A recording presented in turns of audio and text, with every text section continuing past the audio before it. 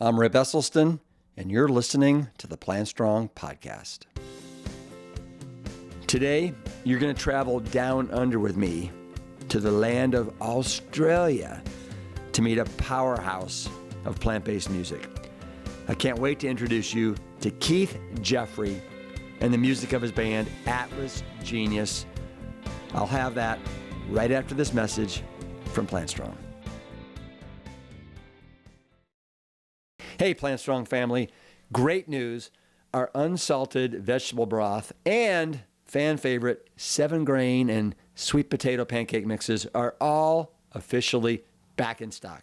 Our vegetable broth is perfect for all of your oil-free cooking.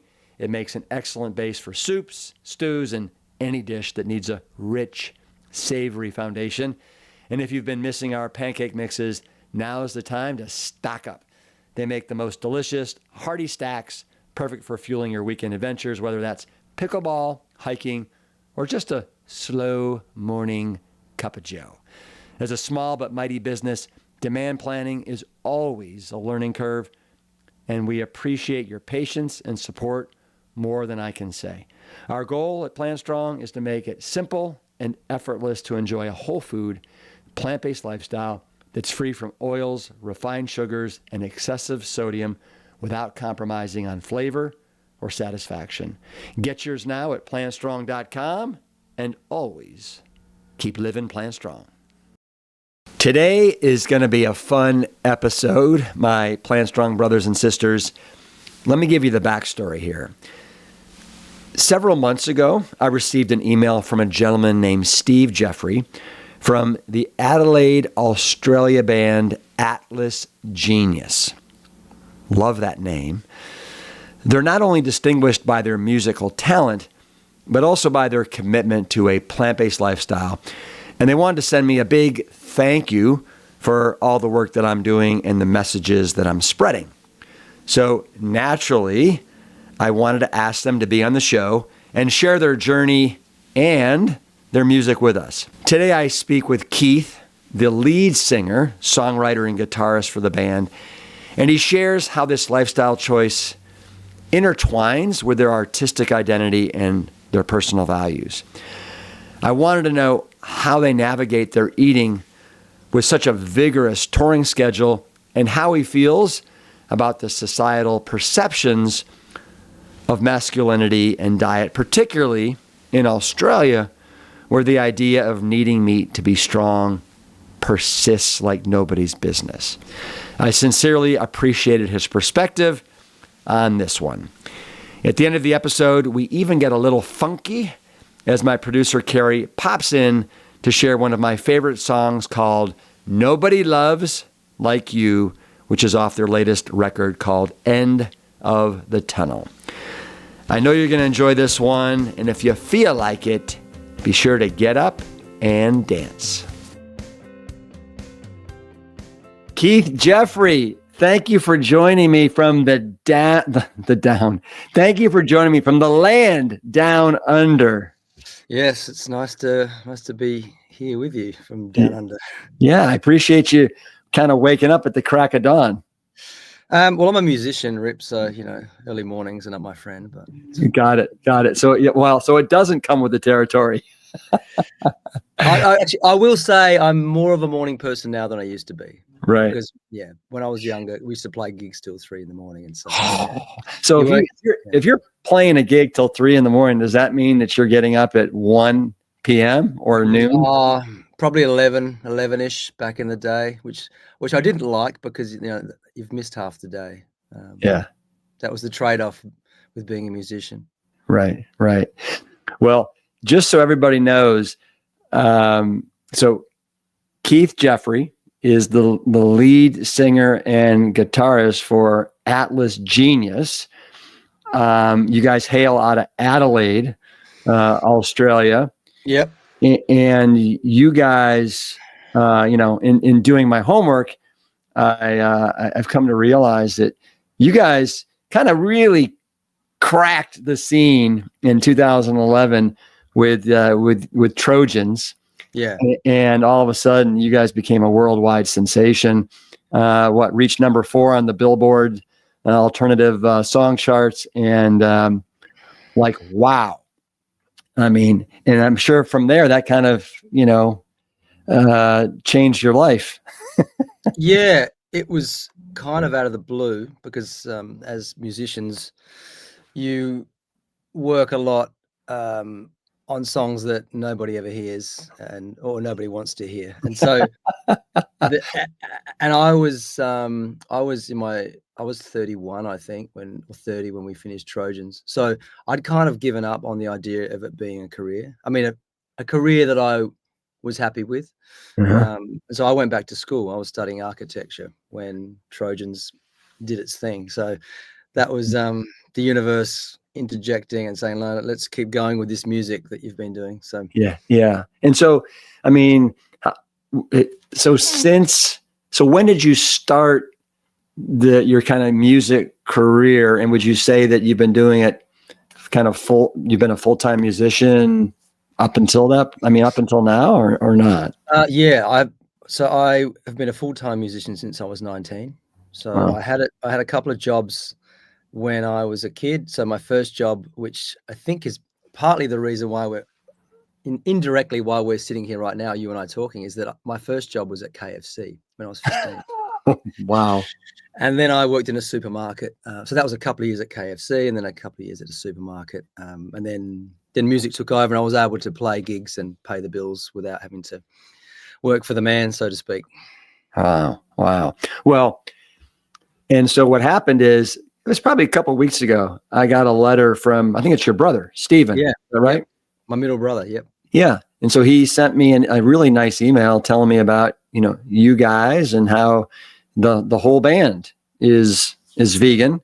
Yeah. And how you guys have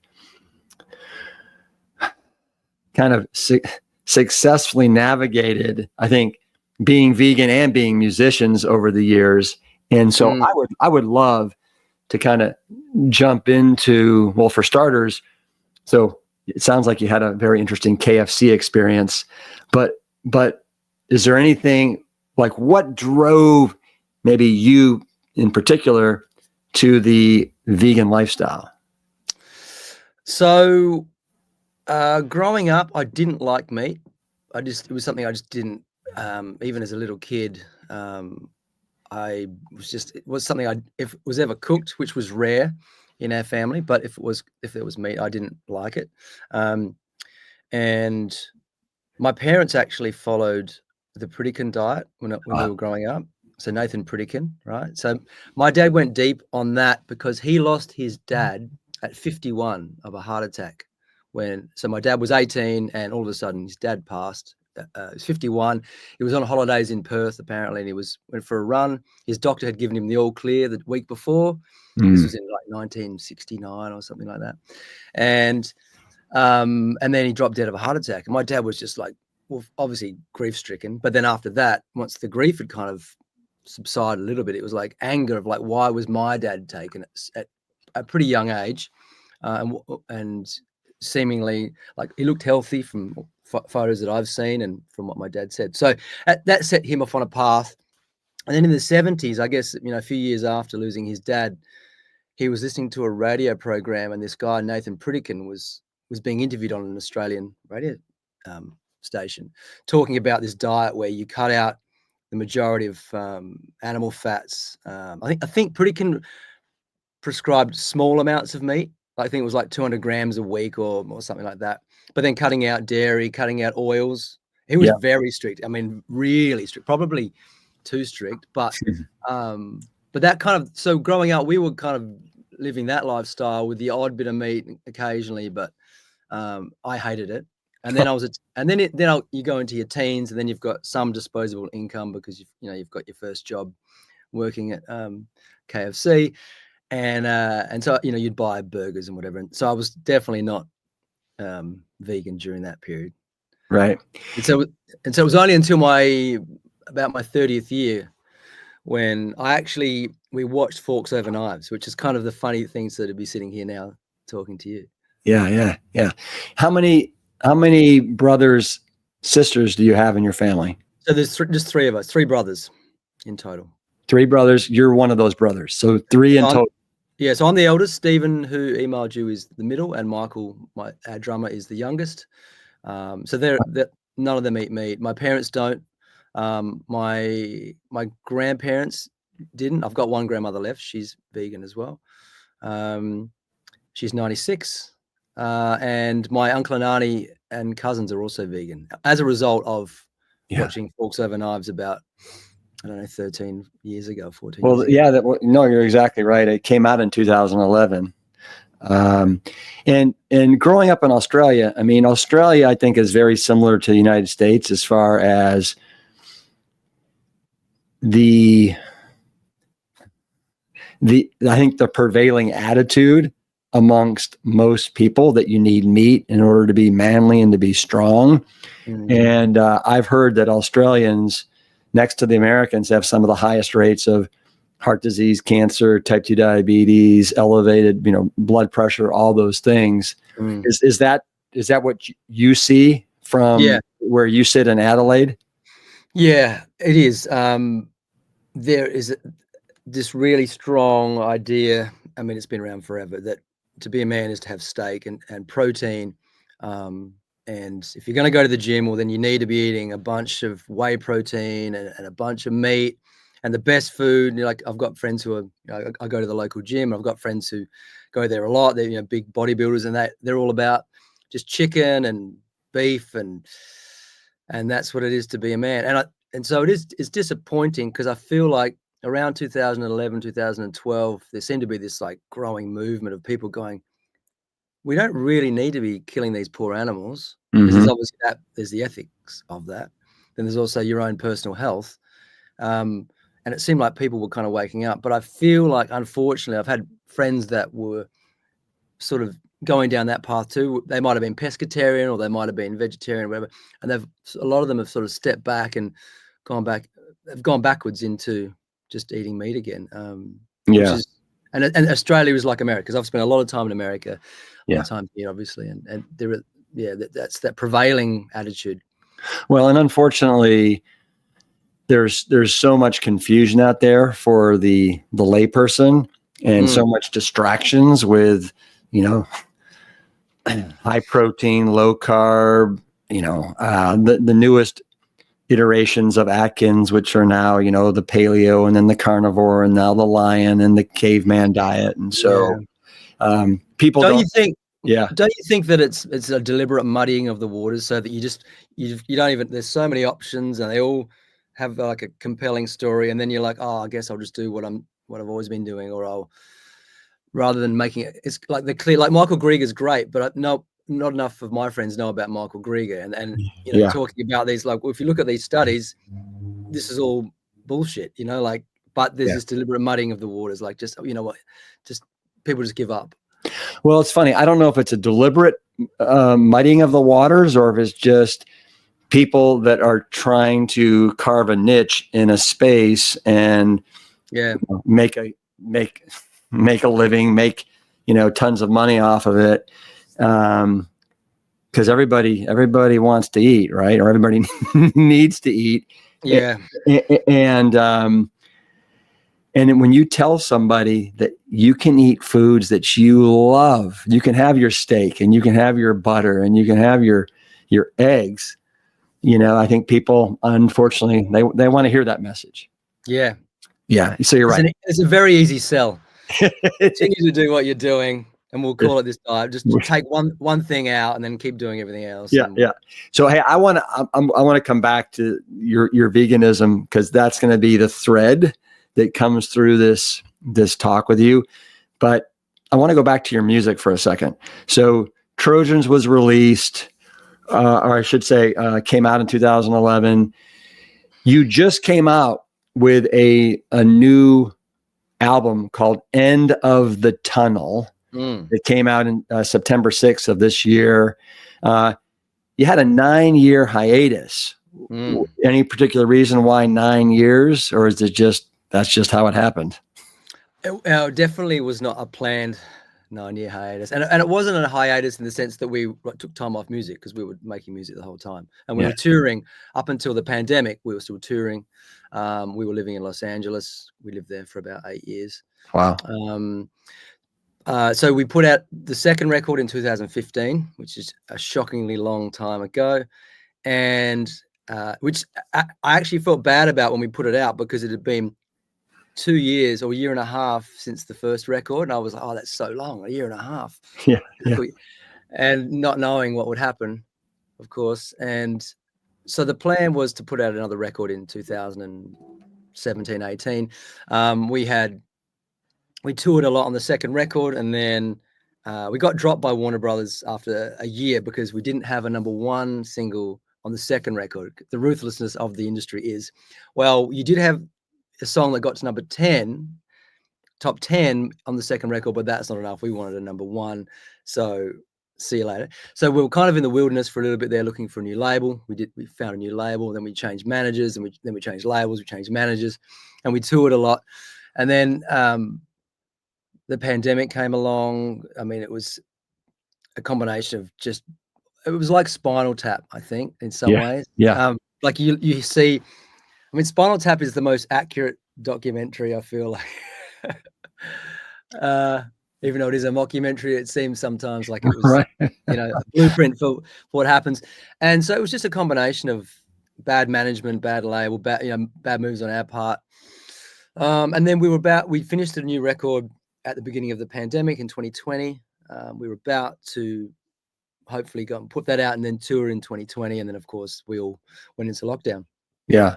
Well, I want to say I have not listened to the new album yet, but what I have done is I've listened to a couple songs, and I'm not kidding you, Keith, when I say I have listened to Nobody Loves Like You probably 50 times in the last 2 days. I cannot tell you how much that it feels just so right in every cell of my body. I love that song. I'm glad to hear it. I feel, thank you. That song is probably my favorite on the record. It's so good. It's so good. Tell me, Atlas Genius, what's with the name? I'm sure you've told this story a jillion times, but I've never heard it. Oh, I've told many stories about the band name, many different stories. In truth, I had a list of names for for a project that would come along, right? Because we were making music under different band names growing up.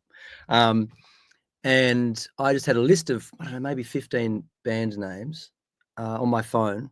And we finished Trojans, and it was the first song of this new batch of songs we were doing. And we thought we should put this out. We need a band name. What are we going to call it? And it was just, I went to this list, and Atlas Genius stood out to me as there was just something that sounded big and classic. And I don't remember writing it down. I don't know what I was thinking when I wrote Atlas Genius down. So I've bullshitted many times and told all these stories about what it means. But it was in a list of names I'd written down, and I don't know what I was doing. Could have been driving, could have been running. I'm not sure. And I'd written it down. And Atlas Genius felt right for that song. And so there wasn't a whole lot of and I think that's, people don't realize, but to be honest, like when people choose band names, it's a pretty it's a random thing. You kind of like what feels right or what sounds cool or whatever. And it just felt like it fit what we were doing. And so we chose it, and then we went with it, and then all of a sudden, it became a bigger thing than we anticipated. Yeah. Well, it's fun. I think it's incredible. I was just on a phone call right before we were talking, and we're trying to find a new sales management team. And I was talking to my VP of sales, and I said, I got to jump off this call. I'm actually going to be talking to the lead singer guitarist for Atlas Genius. He's like, you got to be kidding me. Atlas Genius? Oh my God. I love those guys. That's right. I'm like, I can't say that I love them, but I love Nobody Loves Like You. I've heard that thing a jillion times. And he's like, oh my God, you're going to love these guys. So, and then I told him that you guys were vegan, and he had no idea that you guys were vegan as well. Yeah. Now, Well, just on that topic, actually, I remember when we first came out in 2013 or 12, 13, and Trojans was getting bigger and bigger, and that album did really well for us. In interviews, I would talk about it, and I remember we did a few podcasts and an interview with Peter, I think, at one point, whatever. But you'd start to piss off people because if you don't eat meat, then you're, oh, great. But if you do eat meat, there's like, shut the fuck up, dude. Yeah. Well, okay. So let me ask you a question based upon that comment you just made. So how vocal are you with your audience that you guys, the band Atlas Genius, we're vegan, we're plant-based, we don't engage in this non-violent, engage in a non-violent way of eating, and we're very proud of it. Do you guys make that known? Well, yeah, we did. I mean, that was in the early years we did.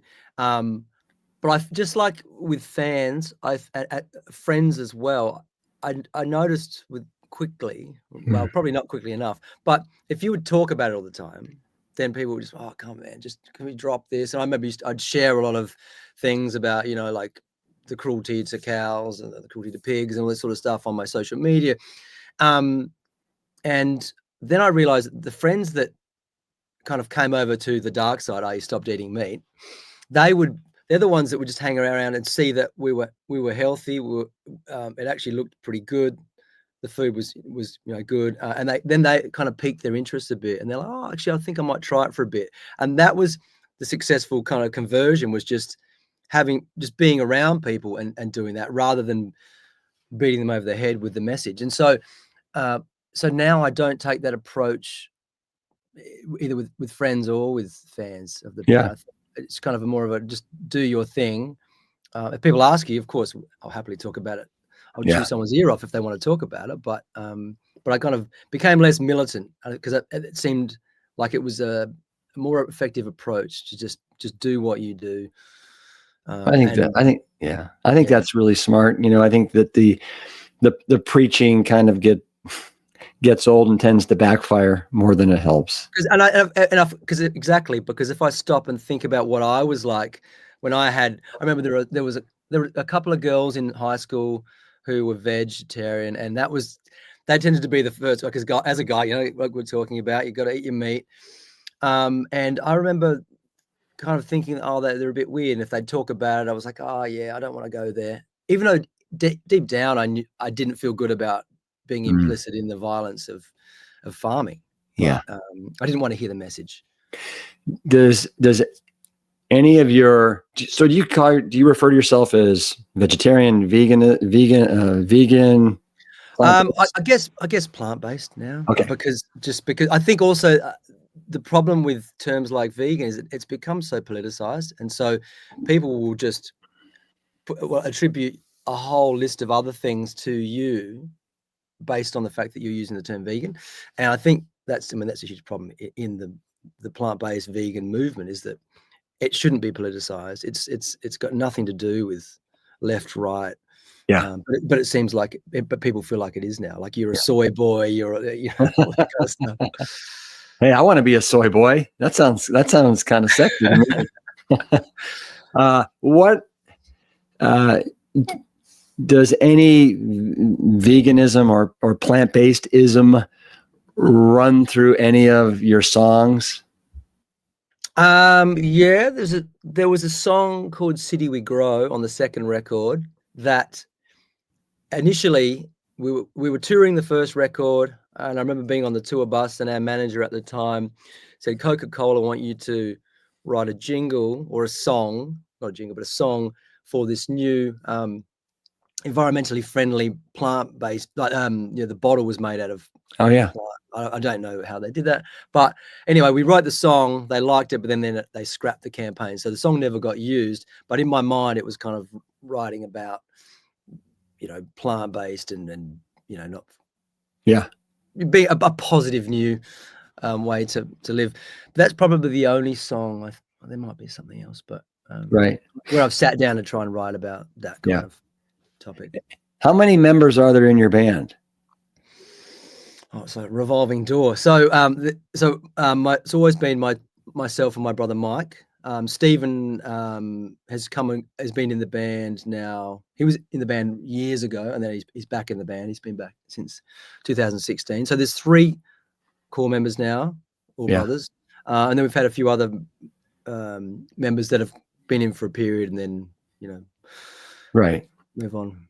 And when that revolving door opens up, in order to get through that revolving door, do you have to be plant-based?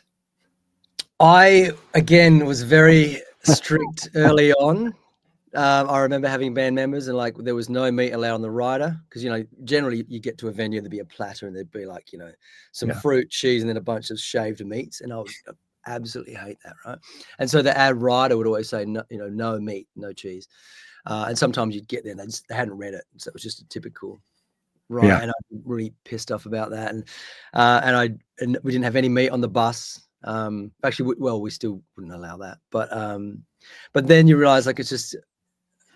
You just do what you want to do. I don't want to sit there with you and smell the freshly cooked steak, ideally, but you've got to live in this world, and you can't be that.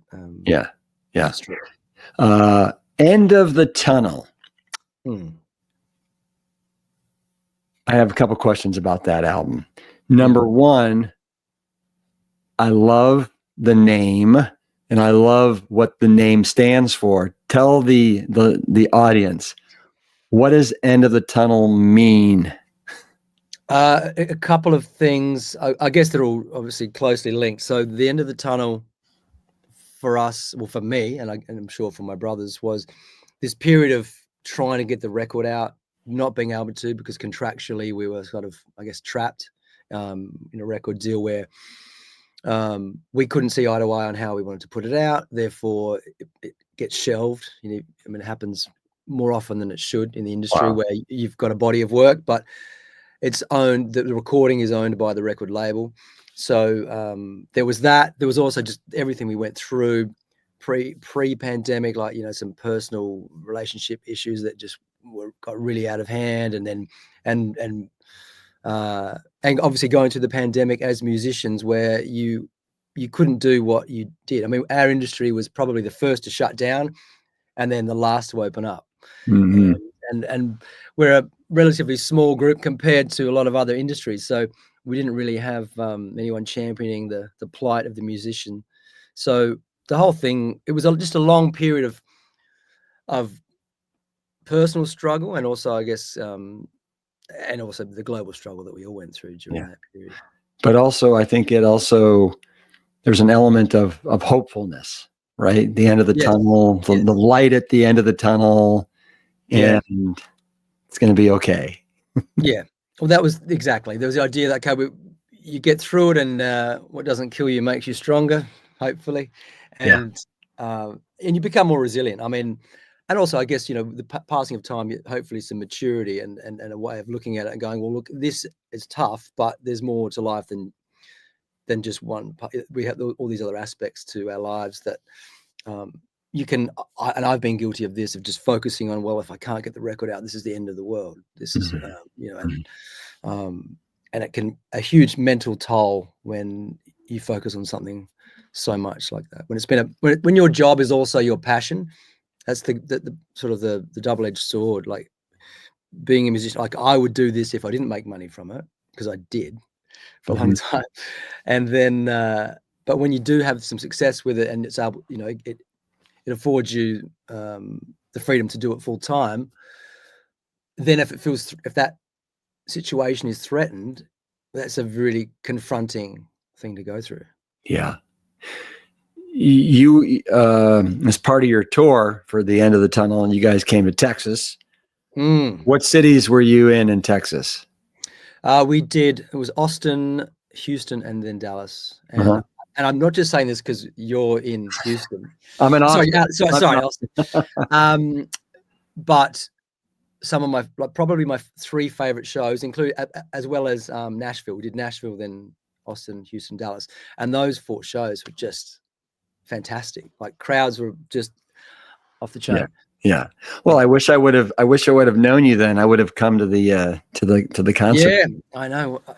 Well, so how do you navigate being on the road, being on tour and eating this way? How do you guys make it work? Well, firstly, I'll say it's a lot easier now than it was in 2012. Mm-hmm. A lot more options. I mean, pretty much every restaurant will have one or two vegan options now. If not, you're eating the chips. But I think that you find those fast food chains that will accommodate you. Like, no sponsors here, but like, you'd regularly go to Chipotle and get the sofritas bowl that would get you through. Totally. Yeah. Or what else would we do? Sweet greens, I think it was. Sweet green. Yeah. Yeah. We do the shrumami sweet green salad. You just find that, and Whole Foods, of course. If you were feeling flush with cash, you go to Whole Foods and spend $25 on a salad. So you find your routines, and then there's like, Whole Foods had that. There's a range of vegan smoothie, like like a protein smoothie. There's like a whole bunch of flavors, so you'd get that. Yeah, I forget the name. Yeah. Okay. Well, I'm gonna come back and ask you some more specific questions about food here in a sec. What's the vegan / plant-based scene like in Australia? It's decent, but again, I feel like it's stalled. It felt like there was this wave of change happening, and there were these restaurants popping up everywhere. And then some of those didn't last. It's like, it's good, it's decent. Like, there's one of my favorite places in the city is called K-pub. It's Korean, like a Korean barbecue, right? But they do the traditional meat, but they also have the other side, which is a completely vegan menu. And so you get, the chicken and all that kind of, the barbecue that is vegan. It's their kind of the equivalent of their other side of the menu. So there are places like that, which is encouraging. But I do, I haven't seen any new spots recently, which for a while it felt like every month there was a new spot popping up. Yeah. And I'm not just talking about, the restaurant scene. I'm just talking about people that, maybe in your circles that just are, starting to eat this way. I know in my circles, between Forks Over Knives, and that came out in 2011, which had an amazing impact and moved the needle as far as people talking about it and trying it, probably for a good 6-7 years. And then on the heels of that, kind of ending up, you had the Game Changers documentary in 2019, and then you had a whole new wave of people, and now you've got Dan Buettner's Living to 100 on Netflix, and you've got a bunch of other documentaries that typically, I think, do a much better job of moving the needle than books do. Yeah, that's right. Because I mean, you can shape it not just with the words, but if you get the right footage with the right inspiring music, etc., it does move. And that Forks Over Knives was huge for us, and then obviously Game Changers. There's been a few others. But I would love to say that more of my friends are embracing it at the moment, but I feel that there needs to be this another wave of, because Game Changers sort of made sense. Like, you don't need to eat meat. In fact, you're probably getting better quality protein. That's right. But at my gymnasium, I don't see anyone going along with that. So in Australia, you got a couple blokes down there that are friends of mine that I like. I'm wondering if you know them or have heard of them. You ever heard of Paul de Gelder? I have not. Okay, well, you should look up Paul de Gelder. He was in the equivalent of like the Navy SEALs there, and they were doing some training in the harbor there where the Sydney Opera House is, and got one of his legs taken off and half of one of his arms by a bull shark. Jeez. And he is now the most incredible advocate for sharks, and he appears on. Now that you mention it, it sounds familiar. Yeah. Yeah, but he's a badass. He is plant-based, and he's a great human being. And then the other is Simon Hill, who's got a podcast called The Proof, and he does amazing work and has written a bunch of books as well. So anyway, two people you should look up. I'll hit them up next time I'm in town. Yeah, there you go. All right, I want to do right now is I want to go through. I'm going to ask you this or that, and I'm looking for kind of an answer. Okay. Okay. or neither. Drugs or alcohol? Alcohol. Okay. Do you still imbibe? Do you drink? A little. I'm not a big drinker. I don't have the gene where I can drink a bunch and wake up feeling fine like some of my friends. So I've always been a bit of a light drinker. Yeah. But I do enjoy a good wine. Yeah. So I would hate to get to that point. I don't want to just cut it out completely. Although I have thought about cutting it out. Yeah. I'd change. No, I decide not to. Yeah. I cut it out about 7 years ago. Yeah. And I've got three kids, 10, 15, and 17 now. So they've never seen me have a drop of alcohol. And I just want to be a great role model for them like that. And I do agree that it's something that clearly a lot of people abuse. And it's a societal norm that we accept. We don't accept people smoking meth with, in the family environment, but we do for some reason accept, beer and wine. So yeah, I'm torn because I feel like I'm teetering on the idea of cutting it out, but I haven't. So being in the music, and I'm going to come back to my little either or, so because we're taking a tangent now, but so did you ever have a period where you, as a musician, were doing a lot of drugs? No. Oh. No. Good for you. And how do you feel that you kind of escaped going down that path? I was talking to someone recently about this.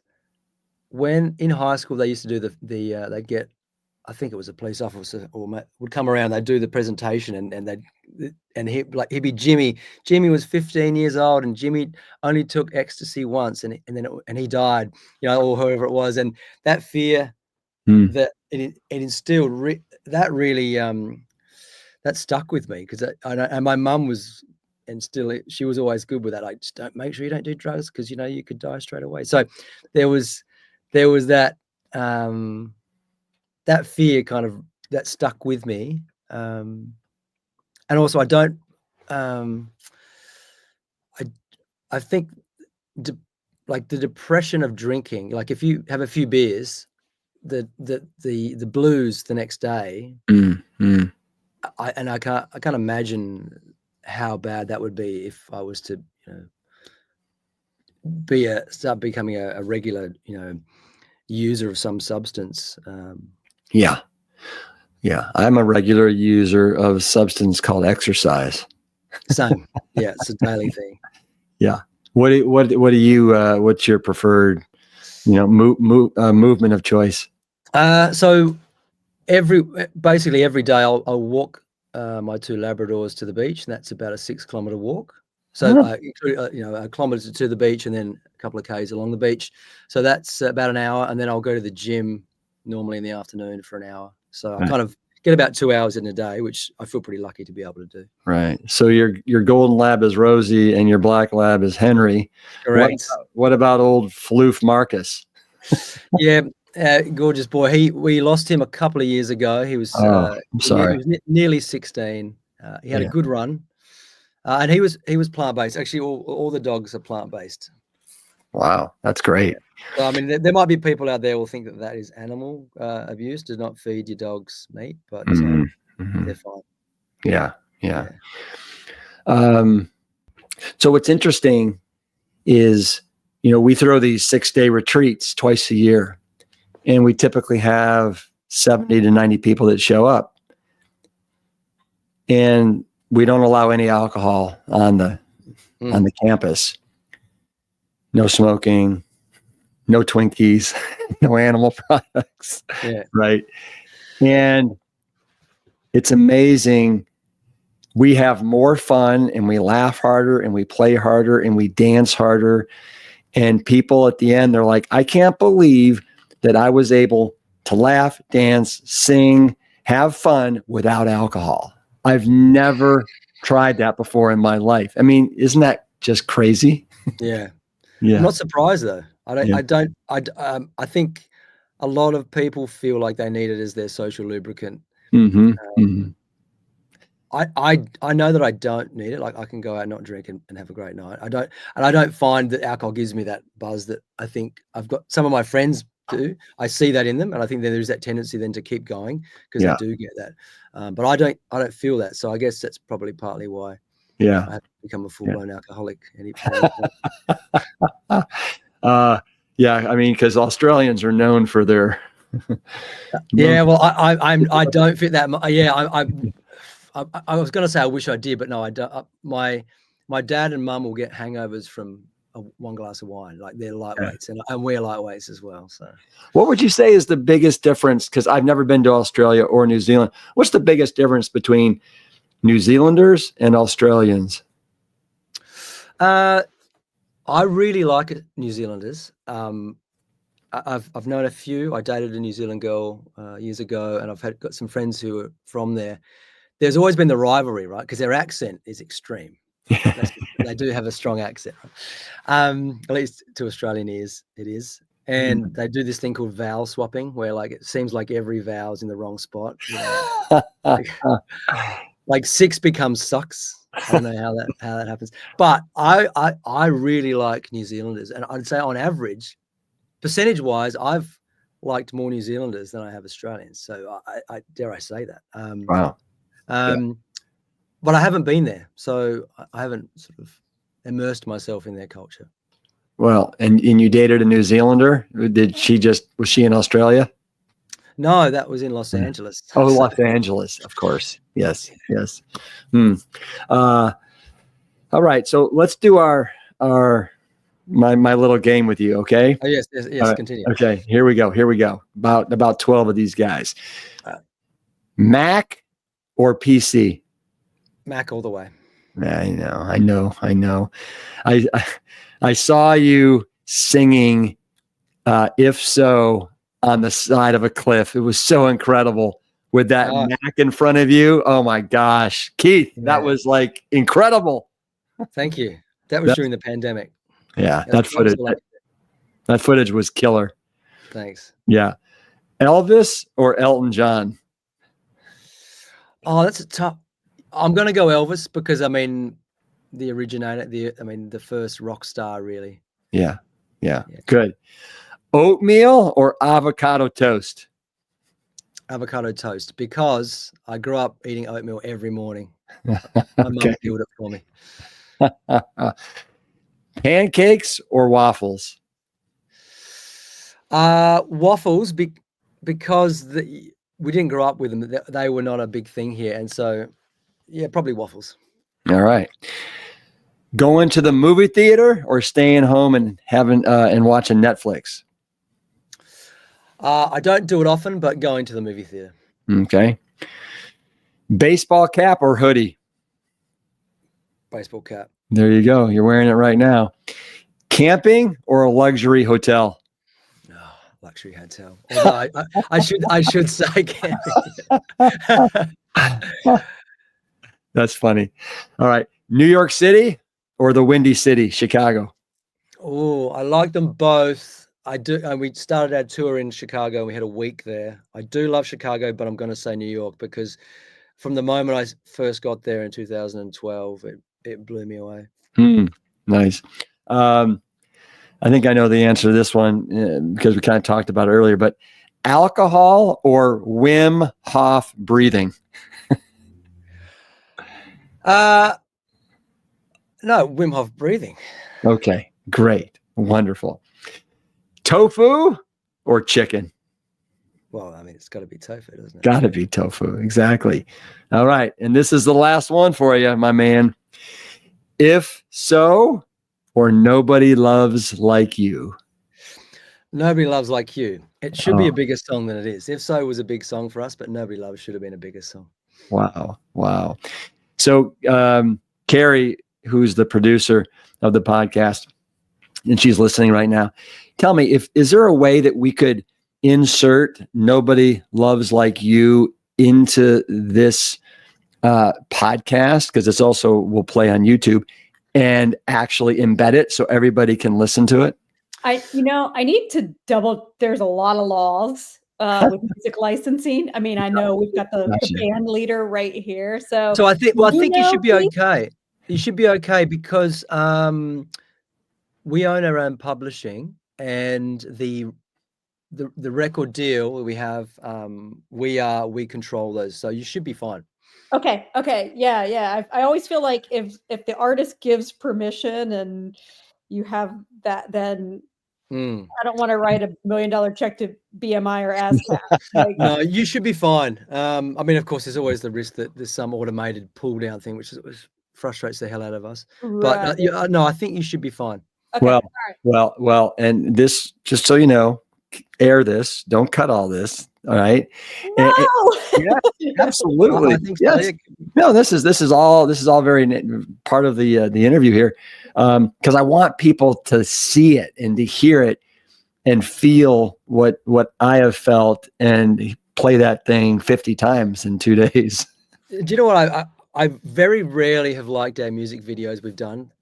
It's good. It's good. But the video for Nobody Loves, if people want to go check that out, I really was chuffed with that because it was, I'm barely in it, which is great. I love when I'm not in it. And secondly, it reminds me of so my parents my dad got me into music and he was a huge Beatles fan along with his mates, and so it just reminds you of that era with those kids dancing from the 50s. Yeah. 60s. Well, and the voice in the beginning of that video too, it sounds like David Letterman. So that is David Letterman. So Okay. when we did Letterman in 2013, and he retired shortly after. I think he retired that year. And then didn't you do Jimmy Fallon as well? We did the whole set. We did Fallon, Kimmel twice, Conan twice. Yeah. We even did Arsenio Hall because he came back for one season. He sure did. He did. We did that, and we did, and Jay Leno. Jay Leno, I will say, was the nicest guy. Yeah. I mean, they all were nice, but he was above and beyond nice. Wow. And the day we played, right, we found out that morning before we got to the studio that they just announced that he was going to be let go, that they were ending, and we're like, oh god, what's the vibe going to be like? Because the dude's just had his show cancelled, and he was great. Wow. He didn't phase him. Probably relieved. Yeah. On every one of those shows, did you play Trojans? Was that the hit at the time? No, we did Trojans on the first few, and then we moved on to the next single was If So. So I think on Letterman we did If So. On Kimmel, Fallon, I think we did If So, and then we did the songs from the next record a few times. So we did probably 4 or 5 tracks. Yeah. So you mentioned Coca-Cola approached you about doing a little jingle for something that they had. Have you been fortunate enough, I would imagine, to have any of your songs be in commercials or in movies or things like that? Where we've had songs in, there was actually a Chipotle commercial a couple of years ago. Things here and there. Yeah. I remember though, we got approached early on to do this big campaign for Uggs because we're Australian and they're Australian, and they were like, "Oh, this makes sense, 2 Aussie brands." Yeah, and we're like, "Yeah, but that's sheepskin, or we're not doing that." So we turned down a check for that one because and also I wasn't a fan of Uggs. Yeah. Well, you know what? I appreciate your ethics. That's good. Yeah, I just it just didn't feel right. Yeah. Well, hey, Keith Jeffrey, this has been an absolute pleasure meeting you, getting to understand a little bit more about Atlas Genius. Well, it's been great for me because, I mean, like I said, without being too gushing, we were huge fans of you and your dad with the documentary, and we used to go to Whole Foods all the time and get the Engine 2, like the crackers and the cereal. Yeah. Well, we got a whole bunch of new stuff now, and if you weren't in Australia, are you in Australia right now? You are. Yeah. To say if you weren't there, I'd send you a lovely care package, but the shipping would be exorbitant. Yeah. But the next time you come to the States, in all seriousness, please let me know. Oh, I'd love to. I mean, yeah, we try to always get to Texas because it's a good market for us. We love the crowds there, so I'll let you know. But it doesn't have to even be Texas. Just the next time you come to the States for a period of time, let me know, and I'll send you and your brothers a care package. That'd be great. Thanks. Right? Because you know what? Because you are a Plant Strong brother. Right. Hey, will you give me a virtual fist bump on the way out? But Carrie, get in there. Come on. Boom. All right. Hey, Keith, have a great day. All right. You too. Thanks very much for this. Absolutely. Our next guests are a young rock and roll band from Adelaide, Australia. Please welcome to the program, Atlas Genius.